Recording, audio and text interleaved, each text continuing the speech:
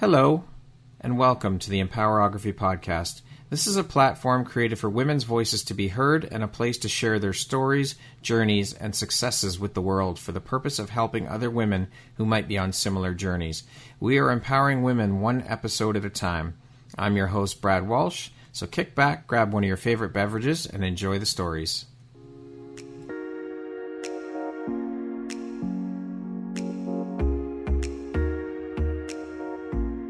The world needs to hear your message and your story, so don't deny the world of that gift within you that the universe has given you. Someone out there needs to hear your story because it will support them in feeling hope, inspired, and even transformed. Do you want to discover how I help get my clients out of their own way, show up, and confidently share their message? I would love to extend an invitation to you to join me in my free masterclass, Start Your Own Podcast from Idea to Implementation, on Wednesday, April 5th at 1 p.m. Eastern.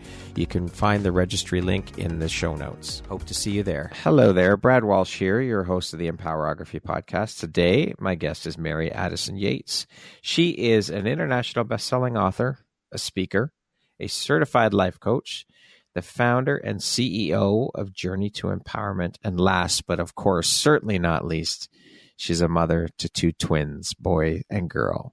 Welcome, Mary Addison. It is such a pleasure and honor to finally have you here. We've been trying to get this done for quite some time now, so it's lovely to have you here. How are you today? I am super excited to be here and to just be present and share this time and maybe help some listeners with my story. Absolutely, you will help some listeners with your story and your journey. So thank you for taking and making the time to be here with me today. With all of that being said, let's get started. Mary Addison, that is a hell of a lot of hats you wear. I mean, the mother piece of it alone, that we all know, that's the most important job and the biggest job.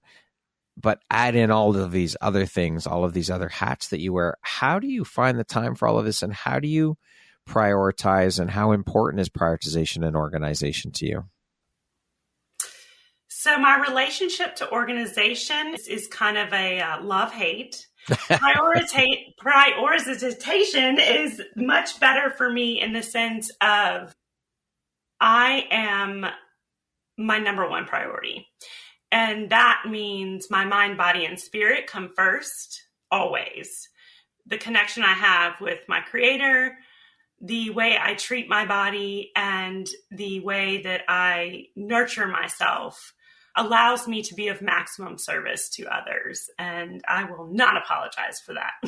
Love it. Beautiful. Unapologetically kicking ass. I love it. I'm very curious, and with you wearing so many hats, Mary Addison, what does your morning routine look like? It's so funny. Once I actually develop a routine, and I am a creature of routine. So a long time ago, probably when the kids were really young, they're 11 now, I was like, I have to have some me time. So I always get up an hour before everyone else. And I always have 40 ounces of water with a lemon and my coffee. And I spend time just either meditating or journaling or just whatever I need to do to center myself and just ask for help and guidance to let me be of service. And so what drives, motivates, and inspires you to keep going and excelling at all that you do? For me, it's super important to lead by example. I'd rather not tell you what to do. I'd rather you just see what I'm doing. And also, it's very important to normalize the fear and self-doubt that is our human experience. So I'm all about sharing all of my shit and just being like, that's normal. People, I can sense their relief of, oh, wait, I'm normal. And I'm like, yes, it is the human experience. We experience all the gamut of things. What were you doing for a living before jumping into entrepreneurship and becoming a coach? I was a dental assistant for 20 years. I didn't know what I wanted to be when I grew up. I didn't know who I was. I just tried to keep taking on personas of other people around me. And when I was 20, I had a friend who was a dental assistant. They were hiring. And I was like, that makes good money and I'll try that. And just jumped in. And 20 years later, Yeah. And 20 years later, throughout history of addiction and getting sober and becoming an excellent dental assistant, I knew it wasn't my purpose. And the thing I enjoyed most about dental assisting was coaching my patients to have a great experience while they're getting dental treatment done. I did a lot of mirroring of their personalities, or a lot of just sitting and being with them, because that's an intimate space. Opening your mouth for people to put tools in there is scary. So that was my favorite thing, was just being with the people. So you were a coach even before you were a coach. Yeah, I never knew. There you go. So with that being said, let's delve into your coaching journey. I've heard a lot of people say that most, if not all, coaches have been through their own personal struggles and journeys before making the leap into coaching. And of course, as human beings, we've all been through and dealt with our own shit and our own journeys. But what I've found, though, is through the conversation that I'm having with women now, a lot of them who have become coaches, their personal struggles were the catalyst for them becoming a coach. Can you share a little bit about your own personal struggles and journey before making the leap into coaching? Yes. So basically, from my earliest memory, I was not clear on the understanding that I was worthy of love. Just couldn't figure that one out, and did lots of things to try and experiment and learn. Am I invisible? And whether that was, again, like I said, taking on the personas of other people, pleasing, perfectionism. I got into drugs and alcohol when I was 14. I did that for, 10, 15 years. And I'm in this job and I don't know who I am. I know that there's a purpose for me and I cannot figure it out. And it just felt like this never-ending quest. And throughout recovery and figuring out how to come home to myself and really practice giving me all of the love that I never felt is my passion, to teach other people how to do that, because no amount of external anything is going to fill the hole in your soul. You have to come to a place, for me, it's where I connect with my spirit, the spirit within me, and I love myself in a way that I was created from. Well, self-love, everything, absolutely everything in our lives starts within us, within self. We are the foundation for all of it. And self-love is the key to that. We have to start there because, again, we hear it so often, you cannot pour from an empty cup, all of these things. And it's true, as cliche as it sounds, you can't. So you have to prioritize yourself. You have to put yourself first, and you have to learn to love yourself and pour into you first. Yeah, and that's where the peace and joy and contentment and the ability to, again, be of service to others. Because if you are not nurturing yourself in all areas of your life, you're giving everyone the leftover empty crap. Yeah, you're right, 100%. So how have these experiences helped shape the Mary Addison you are today, both personally and professionally, do you think? Oh, I adore and would not change one piece of my past pain and experience, because it absolutely is a direct result of who I am and how I can serve people. I know exactly what it feels like to feel lost and invisible. And I think as humans, we want to feel connected and seen and heard. And that is my greatest passion, is to give that to others. Well, that's, I think, a big part of why we're all here, is to be in and of service to others. We're here to support and lift and cheerlead each other. That's a big part of why we're here. And the other part is to share your gifts, because we're all brought here with gifts, and it is your duty and your responsibility, I believe, to share those gifts. Those gifts aren't for you. They're for the world, and you need to share them. You are not to deny the world of your gift or gifts. And if you can't take the time to recognize that you own these inherent gifts, then you will always be missing that pleasure and that joy that comes with using them. And sharing them and giving them to the world. Absolutely. What was the biggest or most valuable takeaway or lesson for you through your experiences, would you say? That I don't have to hustle for my worth. Love it. That is powerful. Mary Addison, what is it that sets you and the work you do apart from other coaches? Why would they choose to work with you over someone else? What do you bring to the table in your coaching career? So for me, I know that I listened to one of your episodes the other day and it was like, yes, 98% of people think that they're excellent listeners. I am actually an excellent listener. I hear things that are not being said because I can be fully present and immersed in the moment. I create a safe space and I have this very loving, compassionate side, but I can also be very direct, and I use humor and wit to either not diminish someone's experience, but I will bring in some stupid shit that I did in order to normalize someone's experience and feelings, and then be like, now where are we going to go from there? That's empowering people to feel seen and heard and valued, and that they have the ability to move forward in whatever direction they want to go. Well, you sharing your shit that you've been through or your experiences or something silly that you've done or whatever, that creates that relatability for your clients too, to know that, hey, wait a minute, Mary Addison did something stupid or whatever, or something crazy or something that fucked things up for her, and I did something similar. So it's okay to share that. Yeah. Yeah. I mean, I'll tell anyone. I've been to jail 3 times. I just all kinds of things. I'm sure when the twins were first born, I was such a control freak that I had spreadsheets for when they pooped and peed and ate. Like, I made the grandparents fill them out. It was a nightmare. Oh my God.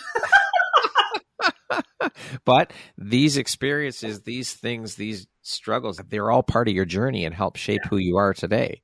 How has your coaching style evolved from when you first started to where you are now? So when I was trained by the ICF accredited coaching school, I think the biggest thing for me was learning how to trust that I knew how to use my gifts to help others and to just be present and like that space, that pause, to give people the opportunity to come up with their own revelations. A lot of people don't like silence or that uncomfortable silence, but it is a powerful place to be. It is. The power is in the pause. Yeah. What are 3 of the most important lessons you've learned as a coach? The pause. Stop giving away all of my coaching for free. That's an important one.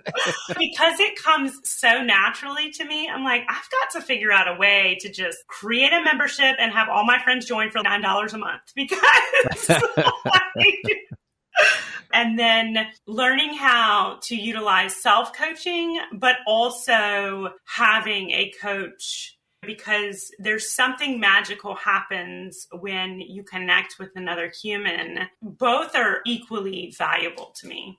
I would love to hear your thoughts on the coaching industry currently. I mean, through conversations that I've had with multiple women who work in the industry, some of them have expressed the fact that they don't even like using the word coach. They would rather prefer to use the word guide or mentor because of the bad reputation that the coaching industry gets in social media. I can help you become a 6-figure coach in 4 months or 2 months or whatever it is. All of these things. I'd love to hear your thoughts on this, you being a coach. Well, admittedly, I pretty much live under a rock when it comes to the media's agenda, other people's stuff. I don't know if it's because I'm so self-centered and introspective, but had I known all of the negative connotations around coaching, I may not have done it, but ignorance is bliss sometimes. So I don't mind calling myself a coach because I know what that means to me. And I also know that the people who interact with me, they really don't give a shit what my title is. They will either see how I can add value to their life or they won't. And I don't have control over that. I think it's important too, the fact that you mentioned it's about being comfortable in your title and you wearing that badge of coach and your abilities and all of that. If we can be comfortable in who we authentically are as people, as our profession, then all the other shit doesn't matter. Yeah. It's very important to point that out. I love that. Let's speak a little bit now about your journey into becoming a writer and the book you participated in. Can you tell us the name of the book, what it's all about, when it was released, and what started you on the path of becoming a writer? So the book's title is Magnetic Abundance. It came out in April of 2023, and it's a compilation of beautiful stories of people who have kind of tuned into their heart's mission and do magic with their gifts. The way I came across it is just the way I came across coaching, becoming a coach. It's divine intervention. Something kind of comes on my radar. And because I have and I'm impulsive, and when I get excited, it's, yeah, let's do this. I want to write in a book. Are you kidding me? So you just jump in and embrace it. Yeah. And then it's, oh shit, I've got to write something. Oh no, I've committed to writing. Shit, I better get to writing. Yeah. And there's so much in all of that is just, it's beautiful, because also with ADHD, we're not motivated by what's important. It's either what's interesting or what's urgent. So it's, oh, the deadline's coming up. Let me get this done. Because when I had time, it was just, again, like I had other things on my radar. And when I took the time to really sit down and say, what do I need people to understand? And it is, the name of my chapter is Worthy. I shared my journey of not understanding what it was like growing up and not knowing that I was lovable. And basically, long story short, is like everyone is worthy of love because they exist. Absolutely. That's a journey, though, to get to that point. Yeah, for sure. It takes a lot of work, and you have to be willing to put in the work. Yep. But once you do, and you get to the other side, life is beautiful. Yeah.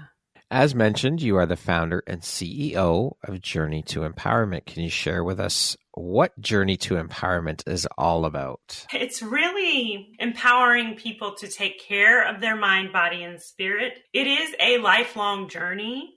And coming into wherever you begin of like thinking that all the people in your life are annoying the shit out of you, or your circumstances have been shitty and you have no control over it. And then turning that in and being willing to take responsibility for your experience. The name in general, just like life is a journey, and empowering other people to come home to themselves is so important to me, because it also has a ripple effect of making the world a better place.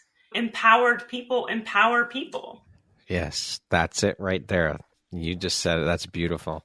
When did you found the company? December 2021 was when my official LLC was established. With you being a life coach and, of course, an advocate for women's empowerment, what are your thoughts on the landscape of entrepreneurship and women-run businesses in terms of how it's evolved and how it's continuing to shift and evolve today through working with your clients and what you see? Yeah, again, I am slightly under a rock as far as paying attention to everyone else, but I do know the clients I work with, and my experience is really reinforces why my work is so important. Because if you have a woman who is a business owner, entrepreneur, or whatever she's doing, if she's in a job, in general, we're responsible for a lot of shit. And it's so important to take care of yourself, because you cannot, once you're in burnout, it's like, well, you better just focus on physical recovery at this point. Absolutely. So it's just so important. I mean, I don't subscribe to hustle culture. Bullshit. Hustle culture is such bullshit. Yeah, it's not sustainable. No, it's not. Definitely not. Are you seeing a shift in terms of more women making the jump into entrepreneurship? And if so, why do you think that is? I would hope it would be because they want to make a difference in the world. And the more that they see women doing that, the more they go, I might want something for myself too. I might want something that not only benefits me, but benefits people in the way that my skills and talents can be used. What advice do you have for women looking to grow either their own business or within the company that they work for? Let's say they have just a regular corporate job. It's always an inside job. You have to do the work in order to be effective at anything. Now, being a strong voice for women and women's empowerment, what do you do to empower yourself? So again, I am unapologetic about my self-care. My children know that they do not knock on my door when I take my nap. They can call 911 if there's an emergency because they have cell phones. When I first started putting self-care into practice, I had a list of 9 things that were under 30 minutes, and I picked 2 a day. I'm a very practical and strategic person as well as intuitive. So it's like, how can I figure out a way? Because also I can't do the same shit every day because that gets boring. So I have to be able to have options to take care of and nurture myself. And then I have my non-negotiables. I will take my nap because nobody wants to be around me, including me, if I do not get my nap. And again, it's a 20-minute meditation and a 20-minute nap. And then I can be present and available for the rest of the evening. Naps are a beautiful thing. I love them. Oh my God. They're so crucial. They are. I like longer than 20-minute naps. 20-minute nap, that's too short. Yeah, and I think it is individual to each person. And I'll do 1 to 2 a day. So there you go. Now, as a mother of 2 children, 1 boy, 1 girl, I'm curious to know what you do to empower your children and also how you empower your son versus how you empower your daughter. I love, love, love this question. So my poor children, they have been taught to, since they were 2.5 years old, about their feelings, naming them, feeling them, how to express them, how to do breathing. Because as I was learning how to do that myself, I just did it in front of them. And it's so funny because the other day we were at dinner, I was exhausted, and I asked the kids, what do you want to do after dinner? And my son was like, we can go on a bike ride. And everything in my body was like, oh, fuck no, I cannot handle that. That is too much. I'm exhausted. And then the next thought I heard was, well, if you were a good mom, you'd want to go on a bike ride. And so then I start crying and they're like, oh my God, you don't have to go on the bike ride. And I was like, no, let me tell you what's happening. The mean girl in my head said this, and I know that's not true, but it hurt my feelings. Yeah. So I'm feeling my feelings. I know it's not real. And I know that she's trying her best, but she's very misguided in her advice giving. And Everett just patted me on the shoulder and he was like, it's okay, Mom, feel your feelings, get it out. And my son and my daughter, it's fascinating to watch their DNA for my daughter to be the classic nurture. I want to help you do everything. And my son, I watch him also want to be served. And she's happy to do that. I'm like, do not enable him. No. I tell my poor son, I'm like, you are a white male, will be a white man one day. You're at the top of the food chain. You better bring women, Black, brown, people, marginalized communities with you wherever you go. I love, though, that you started integrating these things like breathing exercise, and especially for boys, the whole embracing their feelings is such an important piece, because for so long and so many boys, they've been conditioned to not show or feel their feelings, that, oh, just tamp that down. Don't worry about, stop acting like a little girl, stop crying, all of these different things, which then stunts them as they grow up to not be able to show their feelings, which then, of course, hurts future relationships because they don't show their feelings and all of these other things. So I think that's incredible and a beautiful example you're setting for your boy and your girl about the whole feelings piece and the breathing exercises and all of these. I think it's absolutely beautiful and so important. You're doing an amazing job, Mary Addison. I think that's great. Thank you. And he is extremely uncomfortable feeling his feelings. Yeah. And I so relate to that because I have big feelings. They feel big in my body and it's uncomfortable. And that's why I ended up in a 10, 15 year place of numbness and addiction, because it gave me a blank spot to exist where I didn't have to feel. So yeah, I'm definitely like. But you're leading by example, which is brilliant. That's beautiful. Speaking of empowerment, what does that word mean to you? Empowerment is just embodying who you were created to be and showing up in the world and loving all of you, all parts of you. It is admitting when you screw up. It is sharing your shit and your wins. It's celebrating yourself and others. What would you say is one of the most important things you've learned in your life? And what was your life like before you learned it? And what was your life like after learning it? Again, that I'm worthy of love. I just didn't know that. And before I knew that, I was constantly searching for the answer outside of me. And when I finally learned how to come home and honor the spirit within me and the human I was created to be, everything changed. It certainly didn't change overnight, but my ability to show up, it's still scary as shit sometimes. But I know to my core, like. What was the catalyst for that moment for you realizing that, wait a minute, I am worthy of love? Was there like a catalyst specific moment for you? I will say the very first time I remember that I felt my higher powers or the divine's love for me in a way that I could understand. And my kids were probably, it was before they were walking, so maybe 16, 17 months.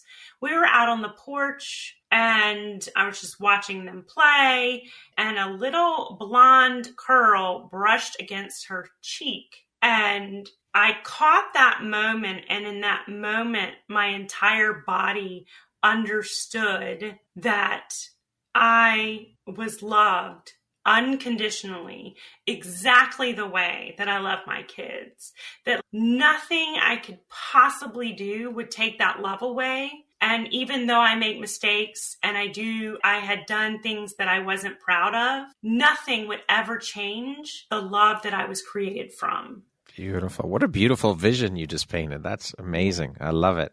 Thank you for sharing that. Yeah. What do you think your unique skill set or superpower is that's helped you become successful? I am extremely compassionate. I am transparent, and I normalize the human experience. It's just, again, as we said on here at the beginning, sometimes I feel like a shit show, and sometimes I feel like a divine being. And yes, it's not but or, it's and. We're all doing the best we can. And embracing all of it, the messy bits, the amazing bits, all of it, and just stepping into that. Yeah. How do you define success? What does that word mean to you? It's funny because I am a very literal and words person. So I feel like you have to define success in order to achieve it. So for me, say when I was a new mom, success was my kids didn't die today. I kept them alive. Success, I think, is defining the parameters of the outcome that you want to achieve and whether or not you achieve that. Okay, we're going to jump into a little rapid fire section here. So the next grouping of questions just be 1, 2, 3 word answer type thing, okay? Okay. How would you describe yourself in one word? Oh, can I do 2? Sure. Sweet and sassy. If you could be remembered for one thing, what would it be? The fact that when people are in my presence, they are seen, heard, and valued. Early bird or night owl? Early bird. If you could teach the world one thing, what would it be? They're worthy because they exist. What is one thing you love about yourself that is not related to your physical appearance? My quick wit. That concludes our rapid fire section. Now back to our regularly scheduled program. What aspect of your personality do you think has been the most helpful in your career? In my career, that I present as an extrovert.